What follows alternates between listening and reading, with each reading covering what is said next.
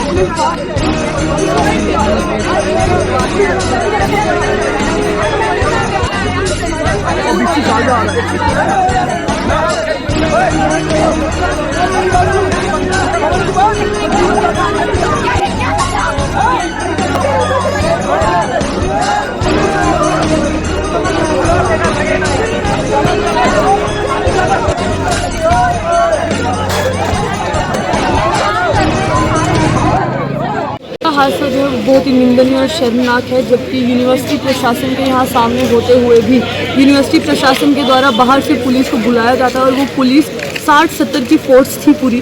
जैसे कि यहाँ पे एक विद्यार्थी प्रोटेस्ट नहीं कर रहा बल्कि कोई आतंकवादी अंदर आ घुसे हैं और जो वाइस चांसलर साहब को कोई नुकसान पहुँचाना चाहते हैं। हम केवल और केवल वाइस चांसलर साहब से बात करना चाहते थे, जिसका नतीजा ये निकला कि हमारे साथ मारपीट की गई पुलिस को बाहर से बुला के, जबकि अपनी यूनिवर्सिटी की सिक्योरिटी भी यहाँ मौजूद थी। उसके बावजूद बाहर से पुलिस को बुलाया जाता है, मारपीट की जाती है, जिसमें बच्चों के कपड़े फटे जाते हैं, उनके साथ मार चोट टांगों से मारा जाता है, डंडों से मारा जाता है, जिसकी कोई सीमा ही नहीं है। कितनी निंदनीय घटना थी? बहुत निंदनीय घटना कि हम खुद परेशान हैं कि ऐसा क्या हो गया कि हमारे साथ ऐसा दुर्व्यवहार प्रशासन ने ऐसा दुर्व्यवहार हमारे साथ किया। हम खुद अभी तक इसको वो कर नहीं पा रहे, समझ नहीं पा रहे कि ये सब हुआ क्यों और कैसे, क्योंकि हम लोगों की तरफ से जो पीसफुल प्रोटेस्ट चल रहा था 3 दिन से, 3 दिन में ऐसा कुछ नहीं हुआ, तो कल शाम को ऐसा क्या हो गया कि ये सब पुलिस को बीच में इंटरफेयर करना पड़ा और वाइस चांसलर को सिक्योरिटी प्रोवाइड करके यहाँ से लेके जाना पड़ा।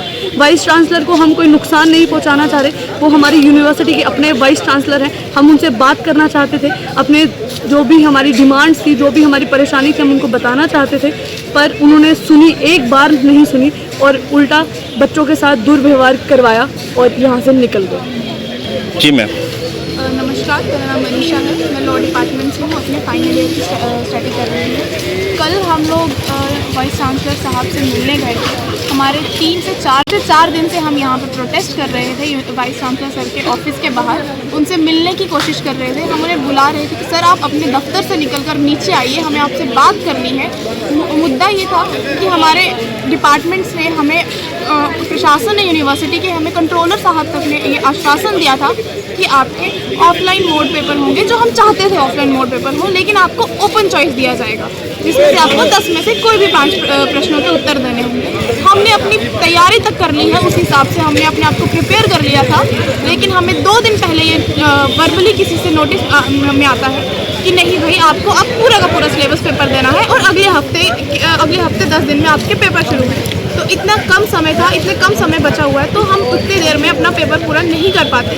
तो उसी की मांग के लिए कि हमारा ओपन चॉइस, जैसे आपने हमें विश्वास दिलाया था, उसी चीज़ को आप अपने विश्वास पर, अपने वादे पर कायम रहें, हम ओपन चॉइस एग्ज़ाम्स लें। उसी के मुद्दे पर हम लोग ने वीसी साहब के दफ्तर के बाहर बैठकर प्रदर्शन कर रहे थे। 2-3 दिन से प्रदर्शन चल रहा था। पिछले 2 दिन से वहाँ पर बच्चे हंगर स्ट्राइक पर बैठे हुए थे, बच्चे बीमार तक हुए, हॉस्पिटलाइज हुए।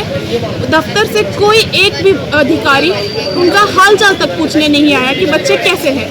और मांग सुनना तो बहुत दूर की बात है। फिर कल शाम को जब हम लोग वहाँ पर पूरे 3 दिन से पीसफुल प्रोटेस्ट कर रहे हैं, कोई बदतमीजी किसी एक बच्चे ने नहीं करी है। कल शाम को जब दफ्तर से जाने का समय होता है, वीसी साहब के घर जाने का समय होता है, तो अचानक से वहाँ पर 4-5 गाड़ियों में कम से कम 60 से 70 पुलिसकर्मी वहाँ पर आते हैं, जिसमें हायर ऑफिशियल्स भी थे पुलिस वालों के। में बहुत कम संख्या में महिलाएं थी, महिलाएं पुलिसकर्मी। हम लोग ज़मीन पर बैठे हुए थे रास्ते में कि वीसी साहब अपनी गाड़ी रोकेंगे तो हमसे बात कर लेंगे, अपनी गाड़ी का शीशा ही नीचे करके हमसे बात कर ले, कम से कम हमारी बात तो सुने। हमारी इतनी सी मांग थी कि ठीक है आप जवाब ना दें, पहले हमारी बात तो सुन ले कि हाँ आखिर यहाँ पर अपनी पढ़ाई लिखाई छोड़कर अगर 3 दिन से बैठे हैं, हमारी मांग क्या है। उन्होंने वो भी ज़रूरी नहीं समझा कि इनसे बात करनी है। जिस सब हमारे लिए ही तो बैठे हैं, इन बच्चों की बातें ही सुनने के लिए, बच्चों की ज़रूरतें क्या हैं, किस हिसाब से वो चाहते हैं वो सुन तो सकते हैं, तो उन्होंने वो नहीं ज़रूरी समझा।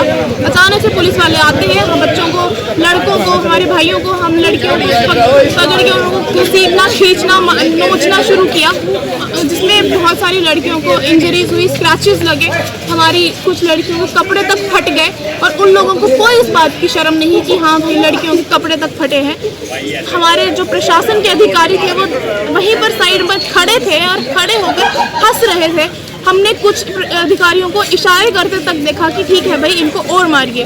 अब सवाल ये आता है कि पुलिसकर्मी, जब हमारी यूनिवर्सिटी की अपनी सुरक्षा है, अपनी सिक्योरिटी है, फिर भी पुलिसकर्मी क्यों आए यूनिवर्सिटी के अंदर, उनको किसने बुलाया।